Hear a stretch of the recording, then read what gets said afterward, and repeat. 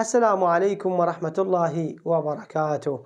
قال تعالى: بسم الله الرحمن الرحيم: كلا إنها لظى نزاعة للشوى. فما معنى لظى ونزاعة للشوى في هاتين الآيتين من سورة المعارج؟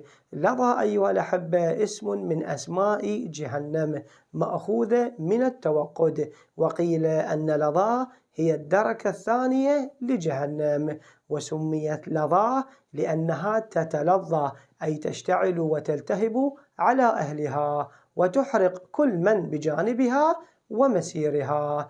نزاع أيها الأحبة أي الكثيرة النزع، أي أنها تقتلع وتفصل الأشياء عن بعضها بالتوالي. أما الشوى أيها الأحبة فقيل أنها جلدة الرأس، وقيل أن الشوى هي الأطراف كاليد والرجل، فيكون معنى نزاعة للشوى أي أنها تنزع الأطراف ولا تترك لحما ولا جلدا إلا وأحرقته، وأيضا تنزع اللحم عن العظم، لأنه عندما تتصل النار المحرقة ولهيبها بشيء فإنها تحرق وتفصل أولا الأطراف والجوانب وفروع ذلك الشيء.